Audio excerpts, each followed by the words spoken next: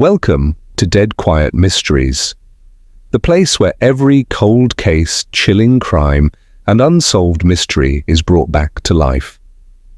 From vanished persons to twisted betrayals, we dig deep into the unknown to uncover the truth that others left buried.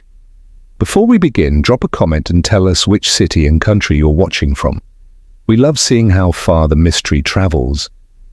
Don't forget to hit that subscribe button and ring the bell icon so you never miss a case. Because here, some truths are only heard in the dead quiet. Hercule Poirot and Venom in the Drawing Room. Chapter 1.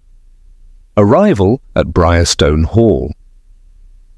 It was on a mild and curiously windless afternoon in early spring that Hercule Poirot arrived at Briarstone Hall. The great Georgian house stood alone, proud but weathered, among the gentle undulations of the Southmere countryside. Ivy clung possessively to its stone facade, and a faint mist hovered over the surrounding woods, as though nature herself were reluctant to let the house out of her grip. Poirot, impeccably dressed in dove grey with a silk cravat of faint lilac, stepped out of the black motor car with a small flourish and surveyed the house with narrowed eyes. "Ma foi," he murmured, "what a place to contemplate death, or worse, to invite it." The driver, a quiet fellow sent from the house, said nothing and retrieved his valise. A moment later, the front door opened, and Lady Helena Marchwood stepped onto the stone threshold. She was tall, striking, and beautifully composed. Her hair was pulled into an elegant chignon, and she wore a dove-blue woolen dress, very plainly cut, but immaculately pressed. "Mr. Poirot?" she said with warmth, descending the steps. "I can't tell you how grateful I am you agreed to come. I hope you'll forgive the isolation. Briarstone can be rather moody this time of year." Poirot bowed slightly. "Madam, isolation is not something I fear. Sometimes it is in the stillness that one hears the truth most clearly." She smiled faintly and gestured for him to follow. "I've put you in the East Room. It overlooks the rose garden, though they're not yet in bloom. I hope you'll find the atmosphere restful." Poirot raised a hand. "I do not come seeking rest, Lady Helena. You implied in your letter that something disturbed you, something beyond ordinary restlessness." Helena's expression tightened for a fraction of a second. "Yes, but perhaps we might discuss it this evening, at dinner. For now, you must meet the rest of our motley little company." Inside, the hall was cool and dimly lit, a contrast to the pale sun outside. The house smelled faintly of lavender and polish, though beneath it lay something else, metallic, like old brass or ash. Poirot took in the surroundings with the eye of a man who catalogued everything. The vast oil portraits that lined the staircase, the sound of a grandfather clock ticking solemnly from the landing above, the silence pressing inward from the rooms. As they approached the drawing room, a voice called out, a soft and slightly nasal tone. "Helena, do tell me our guest has arrived." The speaker was Dr. Callum Braithwaite, a tall man in spectacles, wearing a beige linen suit that had seen better days. He emerged with a small glass in hand and an apologetic air. "You must be Monsieur Poirot. Forgive me. I feel as though I know you already. Your reputation rather precedes you." Poirot offered a courteous nod. "And you are?" "Braithwaite, Callum Braithwaite, naturalist by trade, herpetologist by reputation. I dabble in things with scales, you might say." Poirot's brow lifted slightly. "Snakes, monsieur?" "Among other creatures, yes. I was invited by Alaric, Sir Marchwood, some months ago. We shared an interest in exotic fauna." Lady Helena's lips pressed thinly. "Sir Alaric has unusual tastes. You'll see for yourself in the parlour." "And where is Sir Marchwood now?" Poirot inquired. Braithwaite hesitated, and Helena answered for him. "He's in his study. He keeps to himself most afternoons. You'll meet him at dinner." They proceeded into the parlour, and Poirot, though uncharacteristically silent, paused in the doorway. The room was not merely decorated, it was designed. Serpent slithered across the carved wood mantelpiece, curled around the legs of antique tables, and stared down from the faded colonial murals on the walls. The room was long and narrow, filled with oddities collected from travels abroad, masks, bone instruments, preserved beetles, and tribal figurines. It was not without artistry, but it was not comfortable. "A little overwhelming, is it not?" said a voice from the window. Poirot turned. A woman stood partially veiled by the curtain, young, pale, and watching him intently. "This is Lydia Marchwood," said Helena. "Felix's wife." Lydia gave a quick, nervous smile. "Sir Alaric is very proud of his trophies." "And where is your husband, madame?" "Riding," she said shortly. "He takes to the moor in the afternoons." Poirot nodded but said nothing. He was just noting the strangely painted panel above the fireplace, a serpent curled in a perfect circle, biting its tail, when a shrill bark of laughter rang out from the hallway.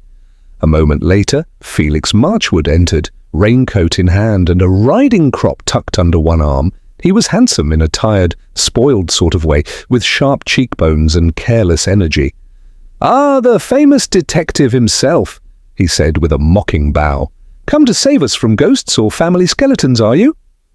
Helena's voice, while polite, carried steel. "Felix, Mr. Poirot is our guest. Please behave like a host, if not a gentleman." Felix shrugged and collapsed into an armchair, swinging one leg over the side. "Apologies. I just find these old houses bring out the worst in me." Dinner that evening was served in the west dining room. Poirot was seated beside Miss Giselle Renard, a French artist who had been hired to restore the old murals in the parlour. She was vibrant and full of dramatic phrases. "You like my work?" she asked Poirot, her dark eyes flashing. "Monsieur Marchwood says he wants the serpents gone, effaced, but I say no, the soul of the room is in those coils, n'est-ce pas?" Poirot inclined his head. "I believe every space reflects its owner, but it is not always the reflection they wish others to see." At the head of the table sat Sir Alaric Marchwood. He was a man built of angles and severity, with skin like yellowed parchment and a gaze that saw nothing but judged everything. His voice was clipped and harsh, his manners stiffly performed. He addressed Poirot only once during the meal. "I suppose you're accustomed to being surrounded by lies and fools. I hope Briarstone won't disappoint." Poirot met his eye calmly. "On the contrary, Sir Alaric, I find that truth, like a well-fed serpent, often lies coiled in plain sight." There was a moment of silence, then Alaric laughed. "Well said. Let us hope you enjoy your stay, and keep an eye on the walls. They sometimes whisper." Later, as Poirot ascended the staircase to his room, he passed a narrow corridor that led to the study. He paused. The door was ajar. From inside he heard the unmistakable sound of something slithering, followed by the faint click of a latch. Poirot did not smile. He merely raised an eyebrow. "Alors," he whispered. So we begin. Chapter 2. The Death in the Parlour. The morning after Poirot's arrival dawned dull and still, as if the house itself had drawn a breath and was waiting to exhale. Breakfast at Briarstone Hall was served without ceremony. Poirot, freshly shaved and neatly dressed in a pinstriped suit, found the family gathered in strained politeness around the long mahogany table in the breakfast room. Lydia sat silently beside Felix, who seemed more alert than the previous evening, though still vaguely amused by everything. Lady Helena stirred her tea with practised indifference.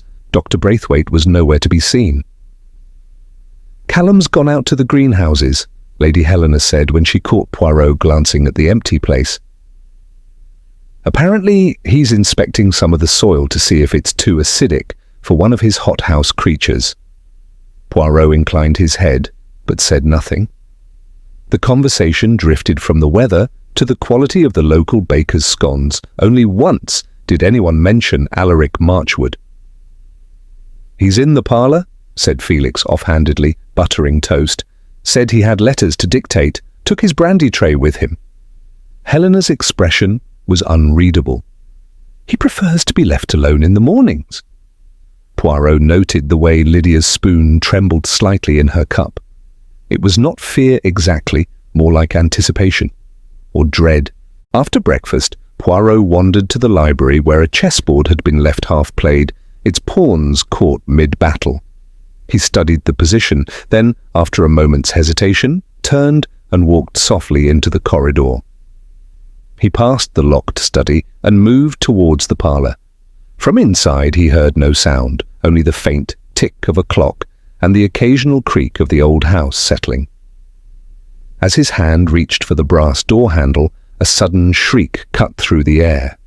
It came from the opposite end of the corridor, a high, terrified cry that echoed off the stone floors.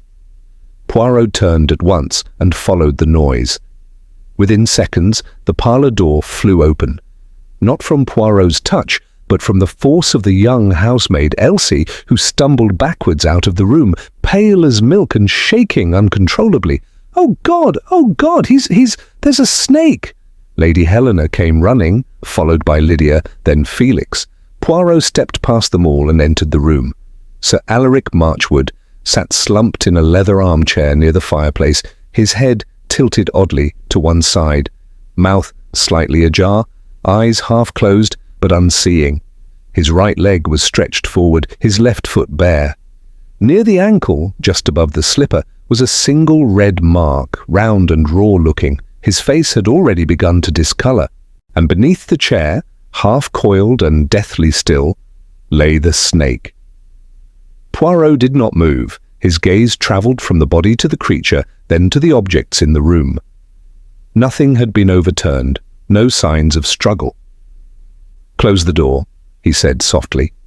Helena, visibly shaken, nodded at Felix. He obeyed. Poirot stepped forward carefully. The snake was a deep copper brown with diamond-shaped markings. It had not moved, not even at the sound of the scream or the crowd outside.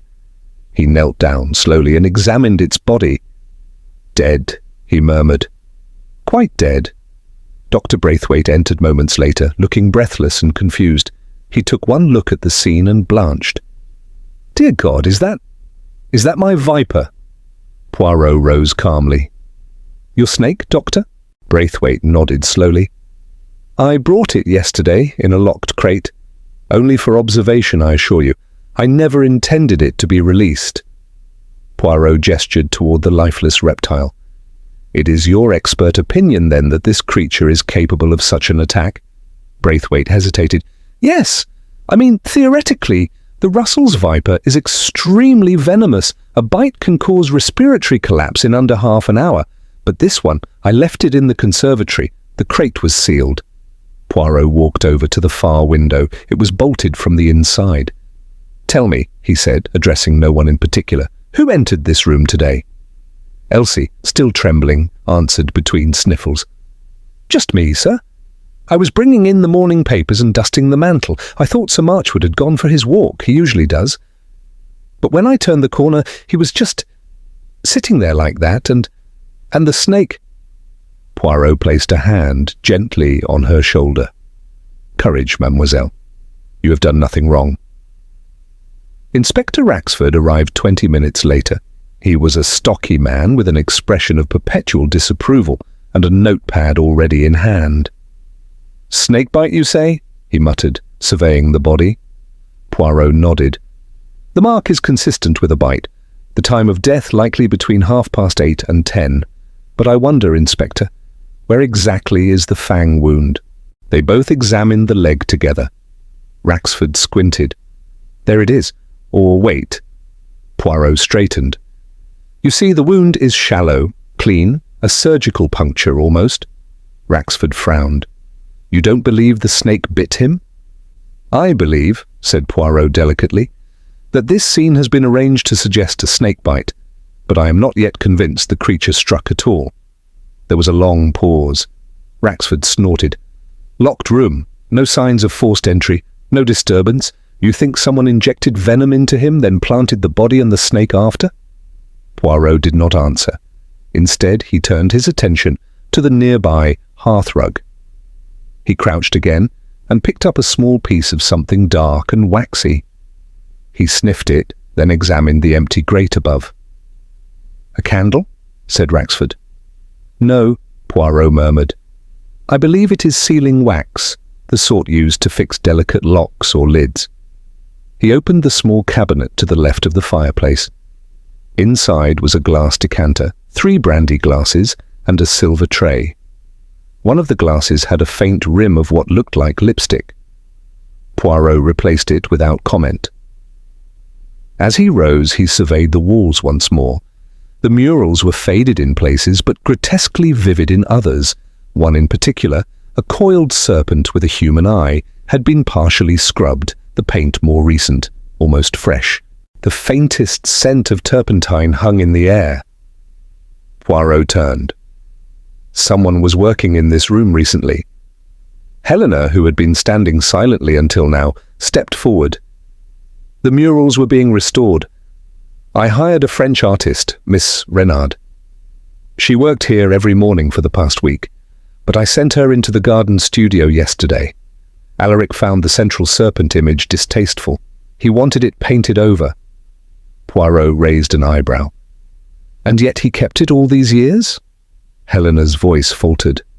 "Yes, I never quite understood why." Poirot stepped out into the corridor, leaving the parlour behind him.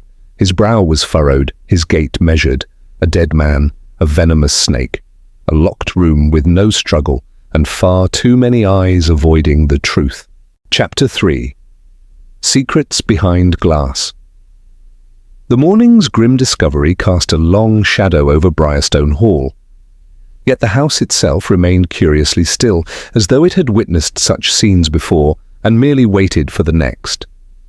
After Inspector Raxford had cordoned off the parlour and Sir Alaric's body had been removed, Poirot excused himself from the family and requested a walk through the grounds. Lady Helena provided a shawl and directed him toward the old conservatory, where Dr. Braithwaite had been keeping his specimens. "It's an unpleasant little place," she said. "My late husband allowed him to keep it. I rarely go near it myself." Poirot offered a polite nod. "Sometimes, madame, the places we avoid speak more loudly than those we occupy." The conservatory stood to the rear of the property, accessed by a gravel path bordered by withering lavender. Its iron frame and misted glass had once been elegant, but now bore rust at the joints and long, creeping cracks in the panes. Inside, it was humid and overgrown. Ivy crawled up the inner walls and ferns drooped over terracotta pots left half-tilted.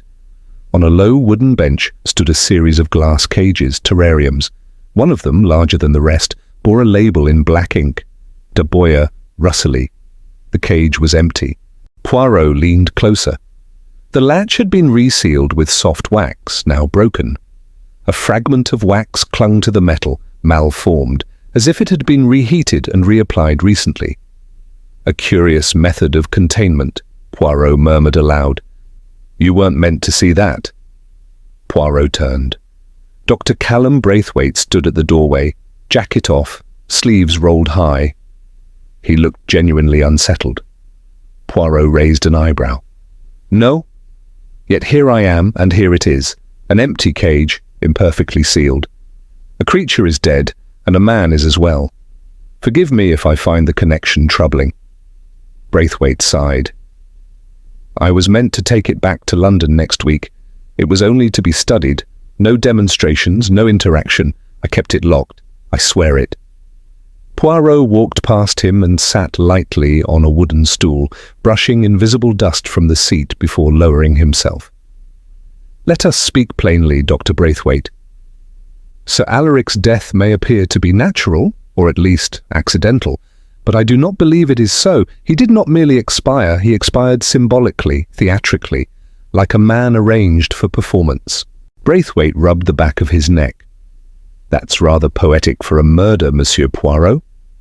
"Perhaps, but there is no art in death unless someone paints it." Poirot stood and examined the other cages. One held a tarantula, another a gecko. Only the viper's cage was marked with a name. A deliberate mark of pride or a careless oversight? He tapped the glass gently. "Did anyone else know you had brought the snake here?" I suppose the family did, Braithwaite said slowly. Helena allowed it reluctantly. Alaric was interested. He said it reminded him of something from his Burma days. He'd get that strange look, detached, like he was halfway back there. I thought he was joking when he said he'd rather die of a bite than in bed. Poirot's eyes narrowed. And Felix Marchwood? He showed no interest at all. He saw me with the cage once, glanced inside and walked off. No questions, no curiosity. Poirot considered this with care.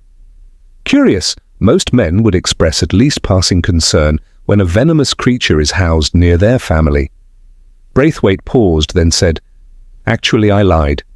Felix did say something. It was flippant. He said the snake was the most honest thing in the house. I didn't know what to make of it. Poirot left the conservatory soon after and strolled slowly back to the main house. The clouds had thickened above, casting the lawn in a pale silver light. As he approached the parlour windows, he noticed a slim figure seated on the stone bench beside the rose garden.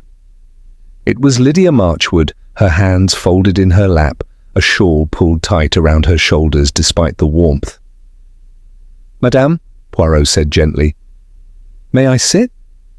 She nodded without looking up. He sat beside her and said nothing for a moment. The silence was dense, but not uncomfortable. I heard you found the snake's cage, she said at last. You hear many things, madame. I suppose I listen more than I speak. A useful skill. She turned to look at him properly, her expression unreadable. Are you going to ask me if I had a reason to kill my father-in-law? Poirot folded his hands. I do not ask unless I believe the answer would illuminate. But I wonder, did Sir Alaric ever threaten you? Lydia paused. Then very quietly she said, he knew things. Things I told Felix in confidence. I don't know how he found out, but he twisted them, threw them in my face during arguments. He was cruel. Poirot nodded slightly. Did you fear him? Only when he was quiet. Poirot rose. Thank you, madame. One last question. Where were you this morning between 8 and 10? I was in the east bedroom, she replied. With a headache. I didn't come down until I heard Elsie scream. Poirot bowed. Merci. He returned indoors, passing through the hallway, where the maid was now polishing silver with mechanical precision. He paused. Mademoiselle Elsie, did you see anything strange this morning before entering the parlour? The girl shook her head. No, sir. Only that the tray outside had one fewer glass than usual. Ah, said Poirot softly. And who usually prepares the tray? Mrs. Judd, the housekeeper, sir. Poirot thanked her and continued to the parlour. It remained sealed off, but the light filtering through the stained glass window caught something on the floorboards, a faint outline just beside the armchair. He knelt down and gently touched the wood. It was sticky, a tiny smear of honeyed residue. Poirot straightened slowly. A sweet coating, he said aloud. Perhaps to tempt a serpent, or distract a mind from what truly delivered death. Chapter 4. The Painted Over Truth. Briarstone Hall, for all its brooding grandeur, had turned inward. Since Sir Alaric's death, the atmosphere had shifted from uneasy civility to something colder and more watchful. The clocks ticked louder, the air felt stiller, and no one seemed entirely at ease within their own skin. Poirot moved quietly through the hallways that afternoon, past faded tapestries and sombre portraits. His destination was the small studio cottage at the edge of the south lawn, where the artist, Mademoiselle Giselle Renard, had taken residence during her work restoring the parlour murals. The door was ajar. He rapped gently on the frame. "Entrez," came a lightly accented voice. Inside, the space was cluttered but vibrant. Sketches lay scattered across the table, jars of paint stood open beside faded swatches of silk, and a strong scent of linseed oil hung in the air. Mademoiselle Renard stood by the window, cleaning her brushes with the precision of a surgeon. "Monsieur Poirot," she said, smiling, "have you come to scold me for my colour choices?" "On the contrary," said Poirot, bowing. I am most interested in your choices, particularly those you were instructed to undo. Her brow furrowed slightly. Ah, you mean Le Serpent, the central one. Just so, Lady Helena told me you were asked to remove it. She laughed softly. Yes. Sir Alaric said it disturbed the balance of the room, that it had too much truth. I found that curious, no? Very, said Poirot, stepping closer to the table. He examined a rough pencil sketch, one she had copied from the parlour before repainting. It depicted a serpent with a single human eye, framed in vines and coiling upward toward a sun. You copied it before covering it? He asked. Of course, I always do. For the records? And perhaps to preserve what someone wishes forgotten? Poirot studied the image in silence, then turned to her once more. May I ask, mademoiselle, did you ever see Sir Alaric in the parlour alone? She paused. Once, very late at night. I had left my easel behind, and when I returned, I saw him sitting there. No lamp, no fire, just staring at the painting. His cane was across his knees, and he was muttering something. I did not intrude. Did he appear disturbed? No, she said after a moment. Not frightened. More like someone trying to remember a dream they half regretted. Poirot nodded, thanked her, and left. Back inside the main house, he climbed the stairs to the second-floor study, a room previously avoided by all but Sir Alaric himself. With the family's permission and Raxford's reluctant blessing, Poirot entered the old man's sanctuary. It was a room of leather and brass. Rows of books lined the walls, histories of Burma, manuals on military engineering, and a series of red-bound journals, all dated in gold leaf. A globe stood in one corner beside a drinks cabinet. On the writing desk, neat as a soldier's locker, lay a pair of spectacles, an envelope marked "Private," and a small jade statue of a snake, its tongue tipped in red enamel. Poirot opened the envelope. Inside was a single sheet of thick stationery. Blank. He held it to the light. Nothing. No watermark, no imprint. He placed it down and turned to the desk drawer. Inside were pens, sealing wax, and a broken letter opener, its blade jagged at the edge. He paused. Then slowly, deliberately, he examined the wax. It matched the crumb he had found by the hearth in the parlour. Ah, he said quietly. So the serpent did not slip in by accident. He was let in, and the wax was meant to reseal the box. Poirot returned to the ground floor and found Mrs. Judd, the housekeeper, dusting the grandfather clock in the corridor. Madame, he said gently, the brandy tray you prepared yesterday morning, do you recall how many glasses were on it? 4, sir, she replied without hesitation. As usual. For Sir Alaric, Lady Helena, and whichever guests were lingering in the morning room, Dr. Braithwaite occasionally took one too. But when Elsie brought it back, there were only 3. Her brow wrinkled. Yes, I thought Sir had already taken his into the parlour. Poirot nodded. And did you wash the tray? No, sir, I left it on the sideboard. Elsie said she'd see to it. Poirot thanked her and moved to the sideboard. The tray was still there. He inspected each glass.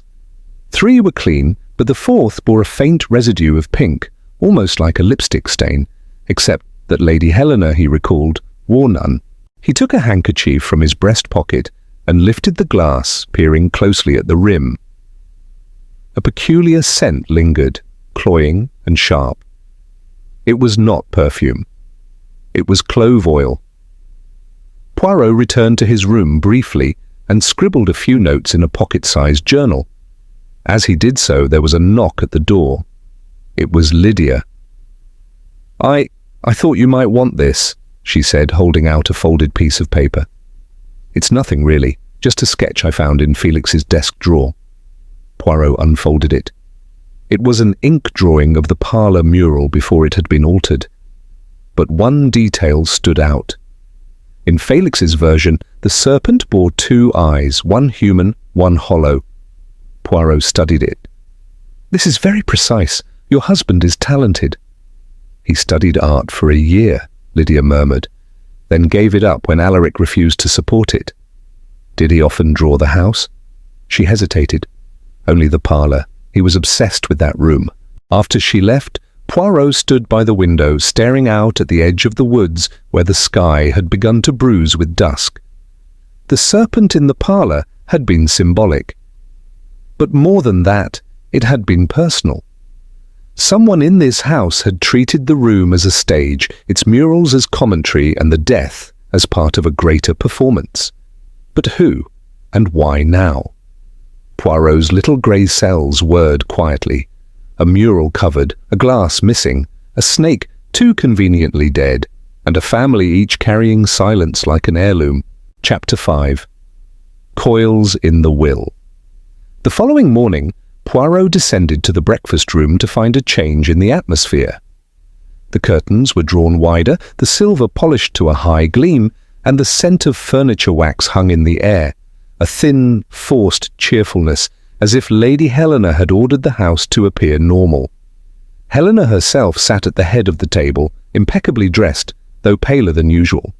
Felix was conspicuously absent, and Lydia stared into her teacup as though hoping for answers in the dregs. "Inspector Raxford has taken Sir Alaric's personal effects for examination," Helena announced, her voice calm but brittle.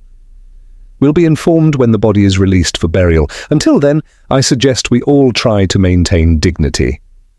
Poirot inclined his head. "And the will, madame?" "It is customary, is it not, for it to be read in due course?" Helena's spoon paused mid-stir. "Yes. Mr. Barton, our solicitor, will arrive this afternoon. Alaric updated it 6 months ago." "A sensible man," Poirot murmured. "The end often invites revision." Helena's eyes narrowed faintly. "It may surprise some to hear what he left behind." With that cryptic remark, she rose and left the room.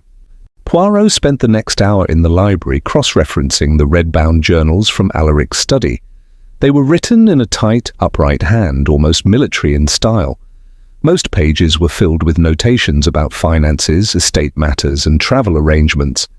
But one entry, dated 23rd November, stood out. "Braithwaite's visit approved. Creature caged securely. Must remember, control is illusion. Felix suspects, will confront soon. If I die, let the snake tell the story." Poirot closed the journal thoughtfully. "If I die, let the snake tell the story." What story had Alaric hoped to leave behind in Scales and Shadow? Just before noon, Mr. Barton, the family solicitor, arrived. A stooped man with pince-nez glasses and yellow gloves, he greeted everyone with sombre courtesy.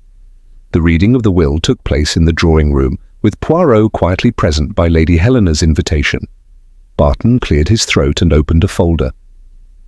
"The last valid testament of Sir Alaric Marchwood, dated the 12th of September. There is a formal preamble. I shall skip ahead." He adjusted his spectacles. "To my wife, Lady Helena Marchwood, I leave Briarstone Hall, all its furnishings, and the accompanying woodland, unencumbered by debt. To my stepson, Oliver Langford, currently in service abroad, I leave a trust of £10,000 to be disbursed upon his return. To my son, Felix Marchwood, I leave nothing but a sealed letter and the sum of £1 sterling." There was a long, stunned silence. Felix, who had slipped into the room late, gave a sharp laugh. "How generous!" Lydia turned to him, eyes wide. "You didn't know?" "Of course not," he muttered. "The old man hinted, but he never said." Poirot leaned forward. "And the sealed letter, Mr. Barton? Is it in your possession?" Barton nodded. "Yes, it was given to me under explicit instruction.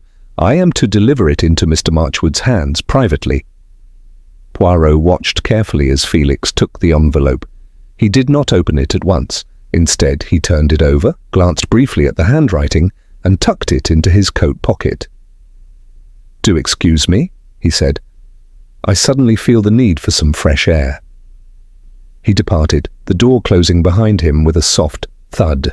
Later that day, Poirot found Lady Helena alone in the small parlour adjoining the morning room. She stood by the French windows, arms crossed, her expression unreadable. "I suppose you have questions," she said without turning. Poirot clasped his hands. I always have questions, but they are not always for answers, sometimes simply for clarity. Helena turned then, slowly. You want to know why Felix was cut out? I suspect I already know, but I would prefer to hear it from you. She looked away for a moment. It happened 10 years ago, during his military posting in India. There was an incident. Money went missing. A local informant was murdered. Nothing could be proven, but the whispers followed him. Alaric paid for silence. He never forgave Felix for bringing dishonor to the family name. Poirot's voice was gentle. Yet he allowed him to return here, to live under the same roof. That was my doing, she said quietly. I begged him. I said Felix deserved a second chance. He agreed, but only under strict terms. No access to the family accounts, no title, and the will revised. Poirot nodded. You protected your son-in-law. Because I saw in him something Alaric never could. I won't excuse his flaws, but he wasn't cruel. Not like Alaric. There was a pause. And Lydia? Poirot asked. She seemed fragile. She's stronger than she appears, but she's lived under pressure too long, always being judged, always being watched. Poirot bowed slightly and took his leave. As he crossed the hallway, he nearly collided with Inspector Raxford, who held a small manila envelope in his gloved hand. Ah, Poirot, he said brusquely. Came to show you something. We found this under the cushion of the parlour chair. Nearly missed it. He opened the envelope and handed Poirot a piece of parchment. It was a page, torn from a diary or journal. On it were 2 lines, scrawled hastily. If the mural is painted over, the truth dies with it. She knows. But she won't speak, not while he watches. Poirot read it twice. This handwriting, have you verified it? Matches Alaric's journal entries, Raxford said. He must have written it recently, days, maybe hours before his death. Poirot folded the page gently. Then we must find out who she is, and who he believed was watching her. That evening, Poirot stood once again in the parlour. The Serpent murals, now partially restored, flickered in the firelight. He turned to Giselle Renard, who had come in to gather her brushes. Mademoiselle, he said softly, you told me Alaric had you repaint over the serpent with the human eye, but in your original sketch the eye is blank, no pupil, no iris. Why? She looked up from her tools. Because the original paint had faded. I couldn't restore what I couldn't see, but... Yes? She hesitated. There was an impression beneath the top layer. A second layer of paint. I think someone altered the mural long ago, added something that wasn't there originally. Poirot's eyes gleamed. Mademoiselle, he said, tomorrow we uncover what lies beneath. Chapter 6. The Murmur in the Paint. The next morning dawned grey, with a sky the colour of wet stone. A light drizzle clung to the windows of Briarstone Hall, tracing slow, uncertain patterns down the glass. The mood within the house matched the weather, subdued, watchful, and heavy with unspoken things. In the parlour, Poirot stood beside Mademoiselle Giselle Renard, who had returned early at his request. The fire had not yet been lit, and the room was cool, smelling faintly of turpentine and damp wool. You are sure, mademoiselle, Poirot said quietly, that something lies beneath the surface? I am, she replied, tying back her hair. The brushstrokes changed midway. I sensed it at once. The rhythm of the paint was wrong. Someone added to the mural long after it was first completed. She took a palette knife from her case and began to scrape gently at the top layer. Poirot observed in silence, his arms folded, his eyes never leaving the wall. Slowly, beneath layers of muted green and ochre, a shape began to emerge. A serpent, yes, but different from the others, its body twisted in a figure 8, but coiled around it, so delicately it was almost lost in the swirls, was the outline of a locket. A small heart-shaped pendant on a chain, glinting with specks of gold leaf. Giselle stepped back. There, That was not part of the original design. Poirot moved closer. His voice was calm but purposeful. Do you see, mademoiselle? A serpent and a secret. One clutches the other as though they are bound. Giselle nodded. It's a symbol of possession, perhaps. Poirot did not reply. He was staring at the locket. Something about it, its shape, its size, seemed familiar. Later that morning, Poirot made his way to the music room, where Lady Helena had taken to spending quiet hours since the will's reading. She sat at the piano, her fingers resting lightly on the keys, though no music played. Forgive the interruption, Poirot said softly. But I must ask, you gave Sir Alaric a locket once, did you not? A heart on a silver chain? She looked up, startled. Yes, years ago, when we were first married. He kept it? I never saw him wear it, but yes. He once said it reminded him of a choice made in error and preserved for penance. Her tone grew bitter. Typical of him to turn sentiment into self-punishment. Poirot inclined his head. And did anyone else know of it? I doubt it. He kept his past to himself. Poirot thanked her and left.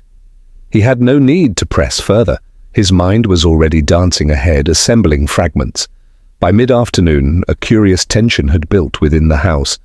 Felix had not been seen all day. Lydia remained in her room. Inspector Raxford, having returned briefly to collect evidence from the study, met Poirot in the corridor. No further findings, he grunted. Toxicology's back on the venom, genuine Russell's viper, though the dose was unusually pure, more concentrated than a natural bite. Poirot nodded. So it was administered, not delivered. Raxford frowned. Still think it's murder, do you? Poirot's moustaches twitched. I know it, mon ami. The method is clever, yes, but the motive, that is human, always. Before dinner, Poirot made a quiet request to Mrs. Judd, the housekeeper. She raised an eyebrow but obeyed without question. At precisely 7:30, as the family sat down to supper, an uncomfortable affair made worse by Felix's absence, Elsie the maid entered, holding a small parcel wrapped in brown paper. Beg pardon, Lady Helena, this came by post this evening, marked urgent, personal. Helena looked puzzled, then nodded for her to place it on the sideboard. Poirot rose gently. May I? She gave a cautious nod. Poirot took the parcel and opened it slowly. Inside lay a small velvet box, and within it a locket, silver, heart-shaped, ornate, the same as in the mural. Lady Helena gasped. That's mine. Poirot handed it to her. It was found at the bottom of the old chest in Sir Alaric's study, hidden beneath some army dispatches. Felix, who had entered minutes earlier, paled visibly. Helena examined the locket, then opened it with trembling fingers. Inside were two miniature portraits, herself, much younger, and Alaric in uniform. But beneath the lining was a folded scrap of paper, brittle and yellowed. She read it, lips moving silently. Then she handed it to Poirot. Should you ever learn the truth, do not let him take everything. The past is mine, so is she. Poirot folded the note carefully. It was addressed to no one, Helena said quietly. But it sounds like a warning. Felix stood abruptly. What exactly is this? Some sentimental trick?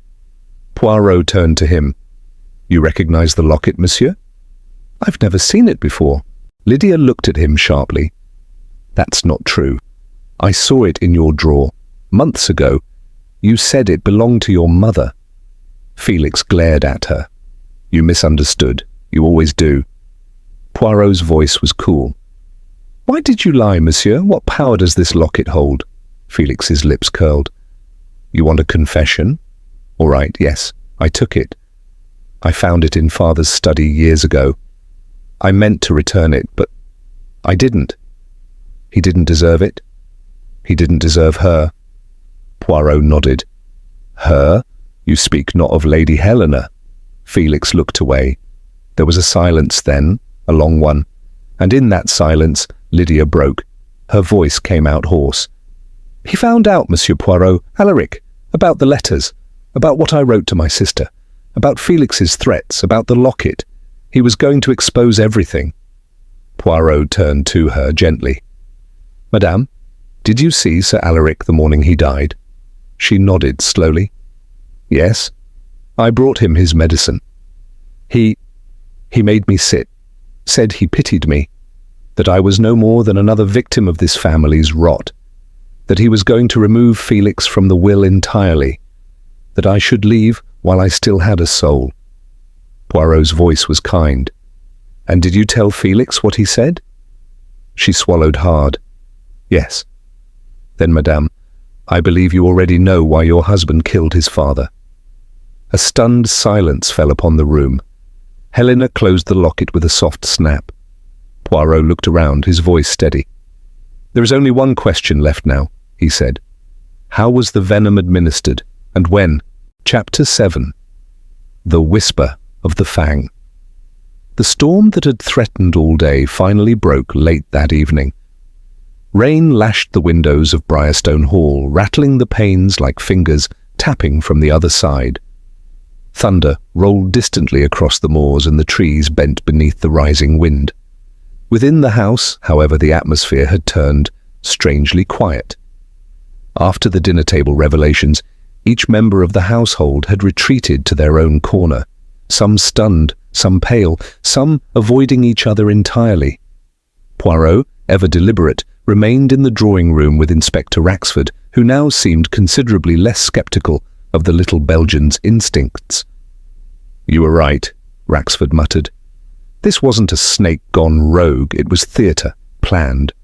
Calculated, Poirot stood beside the hearth, one hand resting lightly on the marble mantel, the other smoothing his moustache.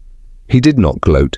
His eyes were fixed on the portrait above the fireplace, Sir Alaric, younger, in full uniform, standing beside a palm tree and holding a long-bladed knife.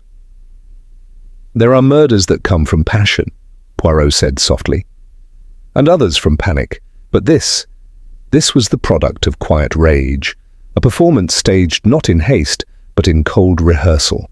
Raxford sat down. So, what do you think happened? Poirot turned. Let us walk through it together, step by step. We begin not with the snake, but with the needle. Needle? Raxford blinked. Poirot nodded. Oui, the puncture on Sir Alaric's ankle was far too neat. A snake's bite leaves a double mark. 2 punctures, spaced apart. But the wound on the body? Single, delicate, as if pierced by a hypodermic. Raxford whistled. So the venom was injected? Exactly. The snake's presence was to distract, to add drama, but the death was delivered with precision and with intention. Where did he get the venom? Poirot gave a thin smile. That is what I asked myself.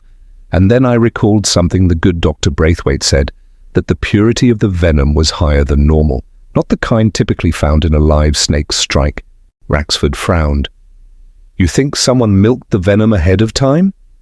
Indeed, but not with elaborate tools or laboratory apparatus. I believe the killer used what was already available and repurposed it. He moved to the sideboard, opened a drawer, and retrieved a small silver letter opener, its blade jagged and freshly bent. This, Poirot said, was used to pry open the vial that held the venom, and then, very likely, a glass fountain pen or thin syringe was used to deliver the dose. He looked back at Raxford. You found no syringe? Not yet. Poirot's expression sharpened. Then the killer still possesses it. It is the last link. They would not leave it behind. Raxford stood. We'll search their rooms.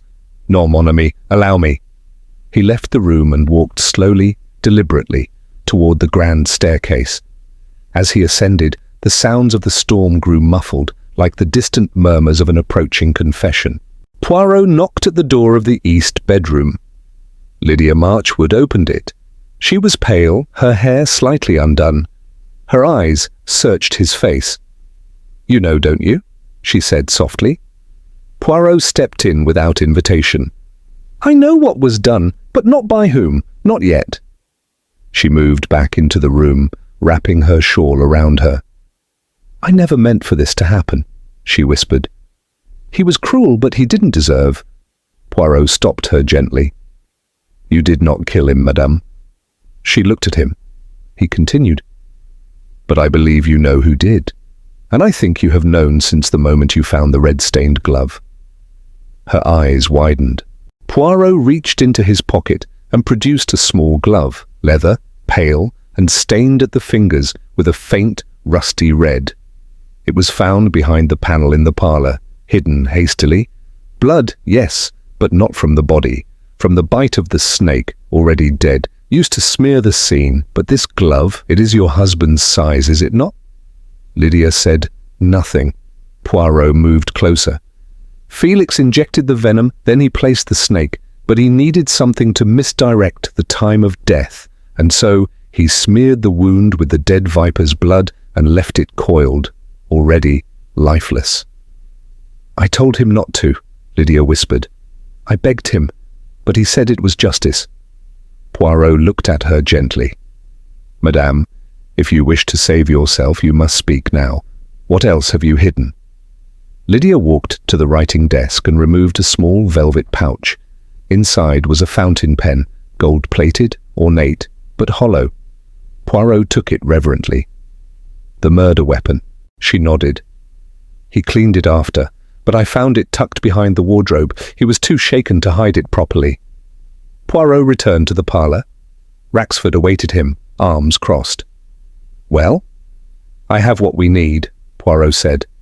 "But we shall not act tonight. Let the serpent coil one last time." That evening, as the storm raged on, Poirot made a subtle request, that the family gather in the parlour the following morning. A quiet breakfast, a private discussion. No one objected. Felix, calm once more, even smirked. "Another round of riddles, Poirot?"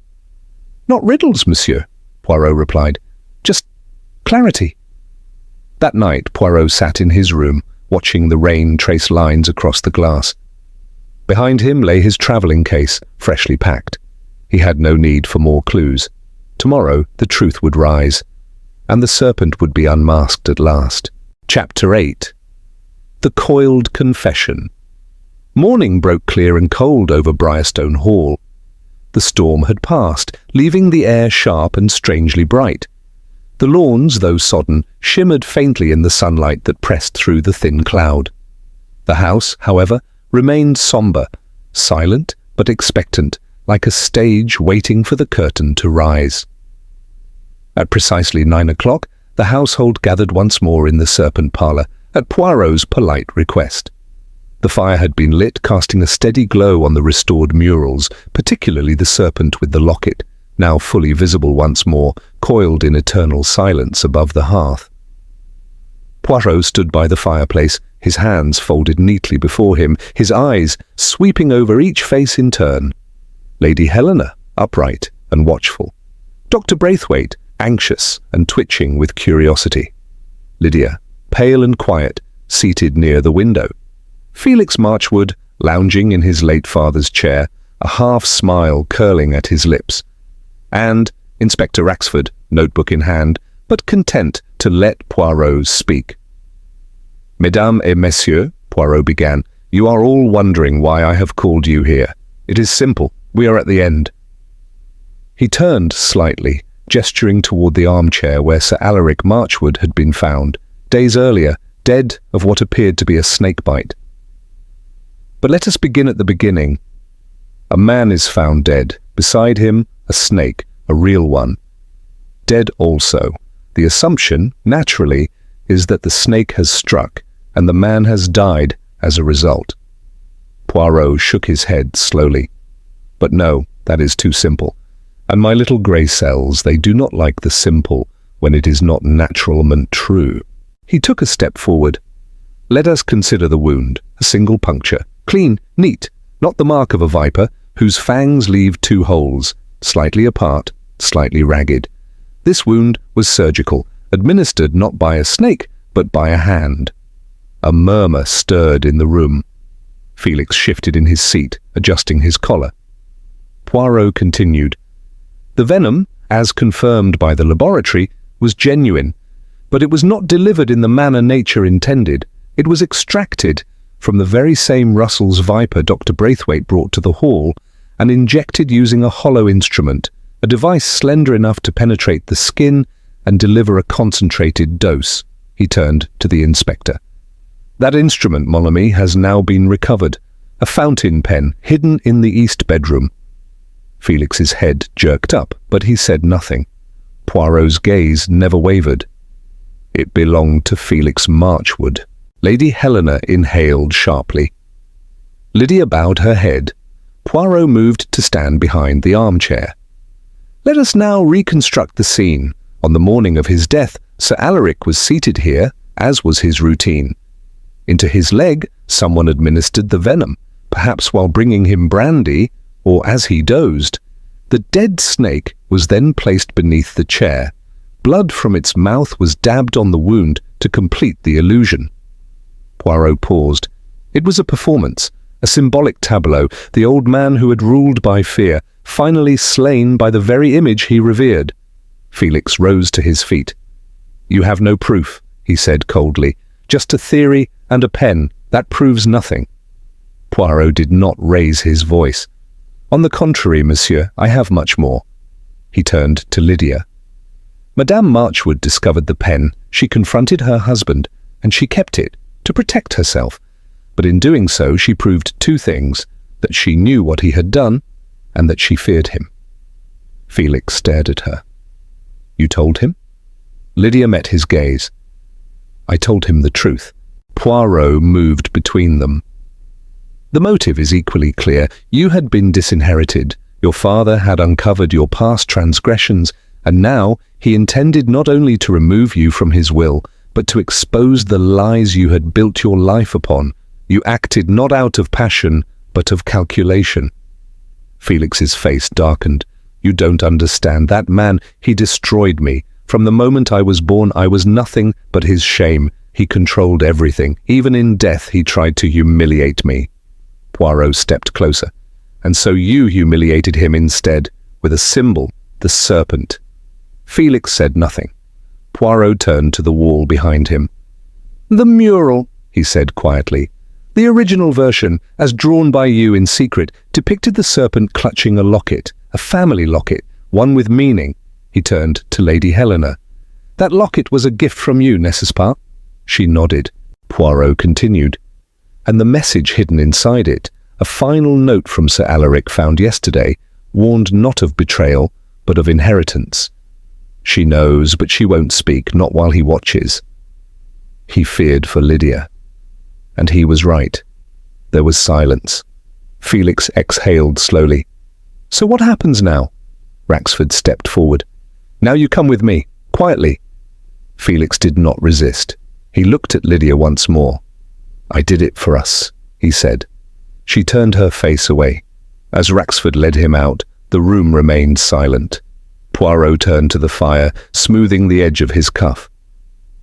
A serpent in the parlour, he murmured, not crawling, not hissing, but smiling, wearing the face of a son, the voice of a victim, and the sting of ambition. He turned to Lady Helena. I am sorry, madam. Justice, when it comes, is never gentle. She nodded once. Nor is truth. Poirot left the room, his shoes echoing softly on the floorboards. Outside, the air had cleared. The trees stood still. And overhead, the first rays of sunlight pierced the thinning clouds. Briarstone Hall, like the serpent on its wall, had shed its skin.